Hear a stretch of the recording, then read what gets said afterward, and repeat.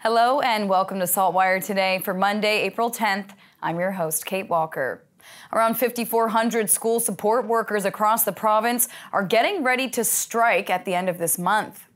CUPE workers, which include bus drivers, cleaners, educational care assistants, and others, are calling for better wages. They want a collective agreement that they say will provide satisfactory living wages. Right now, many school support workers are making less than $20 an hour. Bargaining has been going on for the past year with the regional centers for education, and the province will have to step in order for a strike not to happen.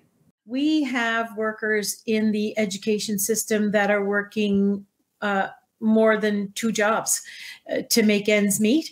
And we want a collective agreement that brings workers out of poverty. That's our goal. It's our complete focus. School support staff don't want to withdraw their services. In fact, we're ready to go back to the table at any time. CUPE workers are in a legal strike position as of April 21st at midnight. Nan McFadgen says in the meantime, they've been making their pickets and having strike schools. A man who went missing after a boating collision on Eel Lake in Digby County has been found dead. RCMP first responded to the incident around 5 p.m. on Friday. The 62-year-old man disappeared after an aluminum boat he was in capsized after colliding with another vessel on Eel Lake Friday afternoon. Another man was also in the boat but was rescued by other boaters. The search for the missing boater continued throughout the day on Saturday but was unsuccessful. Search teams, including a helicopter from the Department of Natural Resources, were dispatched to the area. RCMP dive teams also joined the search on Sunday morning, but just after 9 p.m. last night, they reported the missing man had been found dead. Police said the investigation into the collision is ongoing. The Souls Harbour Rescue Mission served hundreds of guests a free Easter dinner today across parts of the province. The service provider for the homeless hosted their traditional sit-down Easter dinner today at each of their drop-in centers in Halifax, Bridgewater, and Truro. Around 400 people were able to enjoy a holiday meal thanks to donors of Souls Harbour Rescue Mission. So the future is looking very bright for Souls Harbour. We are excited for a spring opening of our 12-unit apartment for women and women with children. It's already filled up. 2 of the units are fully accessible, so that's very amazing that we could offer that service. And the other thing that Souls Harbour is setting up is a new Bridgewater location. Everybody that comes here is welcome. That makes it feel like home again. Staff say everyone left with a full stomach and a small gift. It was a messy morning in the Armdale roundabout in Halifax. This is the scene of a water main break. Halifax Water reported just after 11:30 crews were on site and that the road between Redwood Avenue and Whimsical Lake Crescent would only be open to local traffic. Police were also there to direct traffic, and a tow truck was brought in to help a stalled vehicle mid-roundabout. Halifax Water warned of low pressure and discolored water in the surrounding area. It's time now for a glimpse of today's Thinking Out Loud with Sheldon McLeod. Today, Sheldon is speaking with Fiona Fitzpatrick Parsons, chair of the North American Indigenous Games, that is only a few months away. You're looking to have as many as 3,000 volunteers. Where are you at, and how can people participate if they are interested in helping with this reconciliation? Thank you. Yeah, we are so thrilled with the response from everyone in this region. Like, we have had people volunteer in numbers that we were expecting and hoping for by the end of April. But in fact, we exceeded our target by the end of March. We were looking for 2,500 by the end of April. We actually hit 2,700 now, just a little bit over that. So we're inching ever closer to that magic 3,000. I have no doubt we will get there.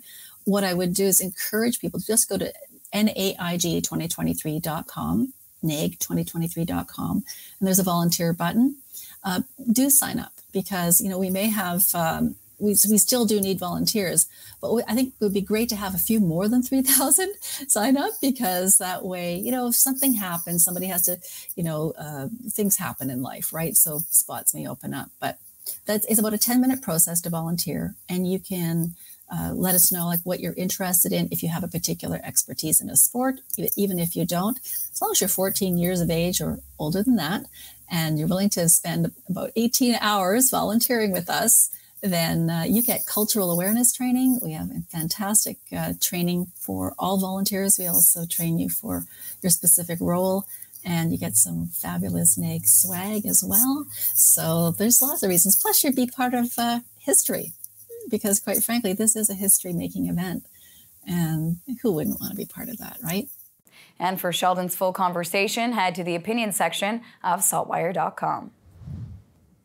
Time now for the Atlantic Sports Wire, presented by Scott Squires. It's time for another edition of Quick Questions on the Atlantic Sports Wire. Today, the questions are with Alex Cornell. Alex is a soccer player from the Dal AC Rams in Bible Hill, and he was this year's Male Athlete of the Year. What's your game day meal? Usually we play afternoon games, so big breakfast of eggs and potatoes with some vegetables and fruit in there too. How you having those eggs? Usually a little over easy. What about pump-up music? What are you listening to get you in the mood to play the game, get you hype? Pump-up music, honestly, in the dressing room, I don't really have much say in what we play. So, yeah, anyway, so whatever the other guys are listening to. What about anything you're streaming? Any shows you're watching, movies, series? What are you watching? I think for a lot of people, The Office, but definitely some outdoors hunting and fishing shows too. All right, last one for you. If you weren't playing soccer, what would your sport of choice be and why? Oh, it would be hockey. Still played it, and I just love playing. Even played last night. That would be my second choice for sure. And I got to stick one more in before we wrap up with you here. You're a soccer player, so who's your favorite soccer player and why? Yeah, favorite soccer player, Wesley Sneijder from the Netherlands. He's a great player, smaller, but he's just gritty and great with his head. He always has a good header. More Atlantic Sports Wire Quick Questions coming your way tomorrow. In Halifax, I'm Scott Squires for the Atlantic Sports Wire. Thank you, Scott. On to weather now to see what's coming up in the forecast. We're going to check in now with our weather specialist, Alistair Alders. What a spectacular spring day here in HRM, Kate. We had wall-to-wall sunshine. Temperatures were in the teens except along parts of the coast where onshore winds did keep it a bit cooler. I think the only complaint today, did see a few flies around, so of course that comes with the season, but great to have this spring weather. Much of the week ahead is looking pretty nice, just a few weak disturbances on my radar. This evening we'll have clear skies and the temperature near 5 degrees and a bit chilly as you head out the door tomorrow morning near +1, but lots of sunshine. Into the afternoon, a mix of sun and cloud and a bit of a temperature difference tomorrow, more so than today. We'll have a light southwest wind, so further inland, Sackville, Fall River out to the airport, 17, 18 degrees for the afternoon high. A bit cooler directly in the city, and then along the coast, Peggy's Cove, Terrence Bay, likely closer to 8, 9 degrees. So you will notice differences tomorrow between the coast and inland, but the warmest temperatures tomorrow will be further inland, and it's going to be another nice day overall. Now, a weak disturbance will be moving in with some showers as we go through Tuesday night into early Wednesday. Really not a whole lot of precipitation. Cooler and mainly cloudy on Wednesday otherwise. And then we do return to some fair and mild conditions overall. Another weak wave of energy could move through early Friday with some showers overall, though nothing too major. And it looks like Friday will be our best shot at possibly reaching 20 degrees for inland areas in HRM. So I'm marking that date this week. Looks like it's going to be the pick of the week, but even the upcoming weekend looking mild and fair too. So really a pretty nice April forecast for Nova Scotia, especially by Nova Scotia standards. Kate.